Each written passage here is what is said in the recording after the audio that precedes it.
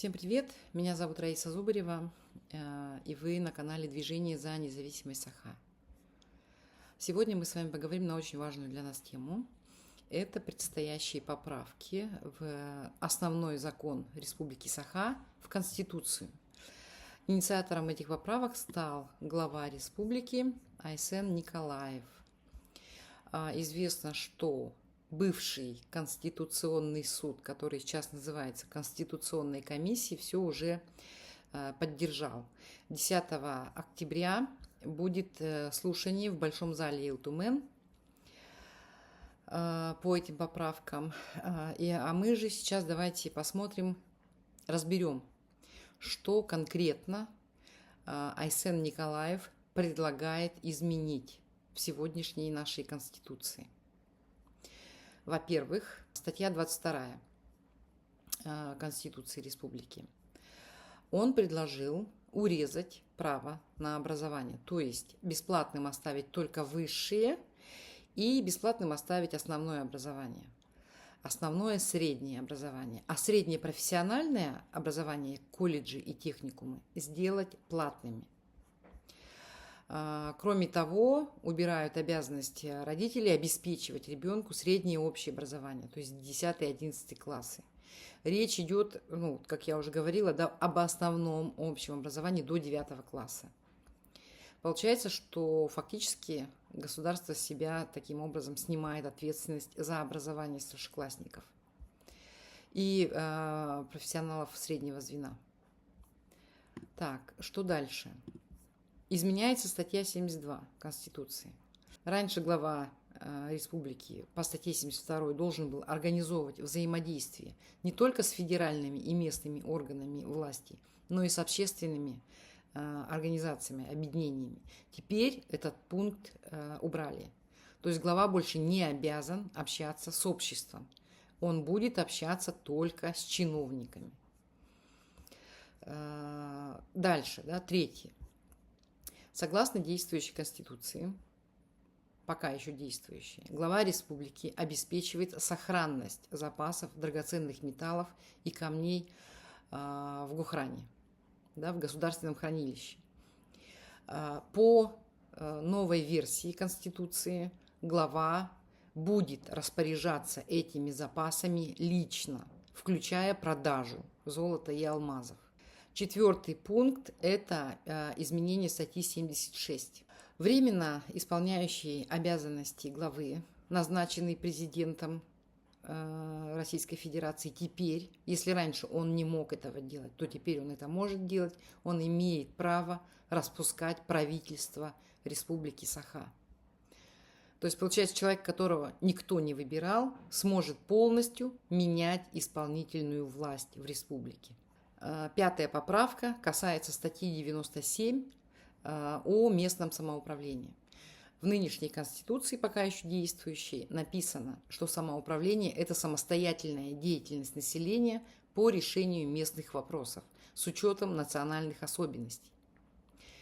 Теперь вот эту фразу «самостоятельная деятельность населения по решению местных вопросов» заменили формой самоорганизации граждан. Что такое форма самоорганизации граждан, непонятно. Ну и добавили к этой форме самоорганизации граждан такое ограничение в пределах полномочий, предусмотренных законом. То есть они могут действовать на своих территориях в пределах полномочий, предусмотренных законом. Закон можно написать любой, как мы понимаем. То есть самоуправление в этом случае превратилось в фикцию. Превращается. Дальше. Шестой пункт. Статья 97, та же самая статья 97. Из нее вырезали упоминание выборных должностных лиц. То есть получается, что в новой Конституции выборы мэров и глав муниципалитетов отменяются. Это ключевая вообще на самом деле цель всего этого действия, всех этих поправок, всего этого изменения Конституции. Убрать выборы. Причем, сразу скажу, что федеральный закон не лишает людей права выбора. Федеральный закон 33, на который они ссылаются, он как раз-таки предоставляет людям право выбора. Или у людей будет двухуровневая власть, то есть вы можете выбирать, жители смогут выбирать и глав поселков, и городов, и улусов. Или жители могут выбрать себе одноуровневую, да, систему местного самоуправления, то есть выбирать только глав улусов. То есть жителям предоставлен был выбор. В поправках в новых, которые инициировал глава республики, эти выборы мэров и глав муниципалитетов отменяются. То есть он оставляет только одноуровневую систему местного самоуправления. Только теперь можно будет выбирать глав улусов. Дальше очень большая, очень серьезная поправка, на которую тоже нужно обратить внимание. Муниципалитеты теперь будут лишены имущества и финансов. Это статья 100. Раньше 100-я статья закрепляла за муниципалитетами право владеть и распоряжаться местной собственностью, формировать бюджеты, устанавливать местные налоги и сборы. Теперь всего этого не будет. Вместо четких норм, которые были прописаны, получается расплывчатая формулировка про деятельность по обеспечению жизнедеятельности населения. Как обеспечивать, за какие деньги, в общем, не совсем понятно. Зато государство получает право передавать свои обязанности муниципалитетам с финансовыми ресурсами, которых, как показывает практика, потом вообще ни на что не хватает. 8 пункт тоже очень важный. Та же самая 100-я статья, статья 100. Вообще в нынешней Конституции, в действующей, в статье 100 имеется 8 пунктов. Получается, что первый и второй пункт оставили, изменили его, а все остальные с 3 по 8 убрали. Что в этих статьях было? Давайте посмотрим. Она достаточно обширная. Вот она перед вами, да? Комплексное социально-экономическое развитие муниципального образования, 3 пункт. 4. Организация, содержание и развитие муниципальных учреждений дошкольного, основного общего образования, муниципальных учреждений здравоохранения, обеспечение санитарного благополучия населения, содержание и использование муниципального жилищного фонда и нежилых помещений. 5 пункт. Охрана общественного порядка. 6 пункт. Осуществление контроля. Очень важный, да, посмотрите. Осуществление контроля за использованием земель на территории муниципального образования, регулирование использования водных объектов местного значения, месторождений, общераспространенных полезных ископаемых, а также недр для строительства подземных сооружений местного значения. 7 пункт. Назначение местных референдумов в порядке, установленным законом. И 8 пункт. Осуществление иных полномочий, предусмотренных законодательством, а также отдельных государственных полномочий, делегированных органами госвласти Республики Саха с одновременной передачей необходимых для их осуществления материальных и финансовых средств. То есть получается, что теперь контроль за организацией содержанием всех учреждений образования, всех учреждений здравоохранения будет передано наверх, да, то есть в руки республиканских властей. Дальше что? Теперь контроль за использованием земель, на которых находится месторождение полезных ископаемых, также будет передано в руки республиканских властей. И ничего ты с этим не сделаешь. Придут чиновники, которые продадут эти земли москвичам, московским компаниям, и никто не сможет возмутиться, никто не сможет даже в суд подать, потому что это все будет прописано в Конституции, в основном законе Республики Саха.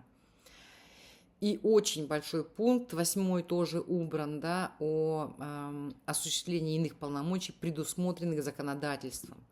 Переходим по ссылке, Что значит это законодательство? Закон Республики Саха-Якутия от 10 июля 2002 года о порядке наделения органов местного самоуправления отдельными государственными полномочиями. Посмотрите, сколько здесь глав, сколько здесь статей. Все то, что... Вот, то есть, получается, этот закон о порядке наделения органов отдельными государственными полномочиями вообще исключен из Конституции. Следующее, что очень важно, право назначать местные референдумы. То есть людей, жителей Республики Саха, лишают проведения местных референдумов. Формально это, там написано, будет урегулировано другими законами. Но эти законы, как мы понимаем, можно переписать в любой момент простым большинством голосов депутатов. Да? Вот, поэтому, если эти поправки будут приняты, конечно же, никаких референдумов у людей не будет, никаких прав на свои земельные и водные ресурсы тоже не будет. Вот, что у нас в итоге? Уже многие аналитики, которые написали, я смотрела, написали и крупные федеральные издания, и оппозиционные медиа написали о том, что в республике готовится вот такая масштабные поправки в Конституцию. И наши журналисты местные тоже комментировали, да, что получается. 3 цели преследуют эти поправки. Во-первых, открыть путь коммерциализации среднего образования, сделать его платным просто, да. Во-вторых, дать главе республики новые личные полномочия, включая распоряжение государственными запасами. И в-третьих, уничтожить реальное местное самоуправление, оставив вместо него управляемые сверху структуры. Как пишет Виталий Валерьевич Обедин, я с ним абсолютно согласна, это антинародный проект, направленный на централизацию и личное усиление власти главы Республики Саха. Он отдаляет народ от власти, лишает жителей Республики Саха права на выбор и права на контроль. Сардан Авксентьева уже написала, что поправки, которые сегодня готовятся в Конституцию, это тихая конституционная революция. И она по-своему тоже права. В отличие вот от того громких переворотов, да, помните, что у нас было с Конституцией в 2020 году, когда у нас обнуление произошло, да? Эта революция происходит вообще совершенно практически без шума. Кто из жителей Республики Саха вообще знает о том, что будут такие поправки? Практически, наверное, мало кто знает, да? Сейчас, поскольку об этом уже многие написали, я призываю всех очень внимательно 10 октября слушать, что будет происходить в большом зале нашего Элтумена. Слава Богу, будет прямая трансляция, поэтому, пожалуйста, следите, что будет происходить, как депутаты будут принимать. Желательно следить и записывать, да. У меня вообще такое сложилось впечатление, когда я прочитала все предлагаемые поправки, что самая главная поправка – это поправка как раз-таки о местном самоуправлении. Первые 2 поправки в статью 22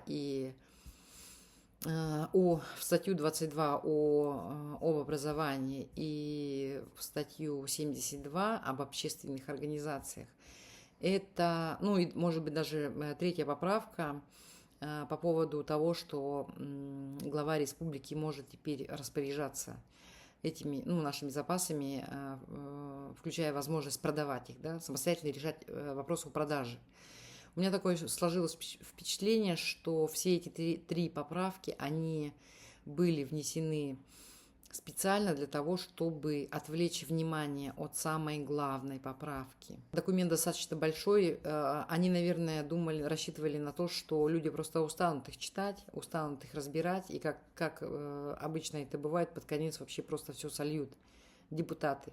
Но я надеюсь, что есть у нас среди депутатов люди ответственные. Они не дадут просто так слить нашу Конституцию, слить законы, которые защищают права жителей Республики Саха. Мы должны понимать четко, да, что суть Конституции не в том, чтобы разрешать власти все, что угодно, да, все, что она хочет делать. Смысл Конституции в том, чтобы как раз-таки эту власть ограничивать. Поэтому очень важно сейчас не молчать. Каждый, кто считает себя гражданином Республики Саха, каждый, кто видит свое будущее в Республике Саха, должен знать, что 10 октября будет решаться вопрос о будущем нашей республики. О том, будет ли здесь народ источником власти, или народ станет декорацией к чужой политической воле. Нельзя позволить главе республики Айсену Николаеву окончательно убить нашу Конституцию. Поэтому 10 октября все внимательно следим за тем, что будет происходить в Большом зале Илтумена. Обязательно подключаемся все к прямому эфиру и очень-очень внимательно следим. На этом, пожалуй, все. Всем спасибо за внимание.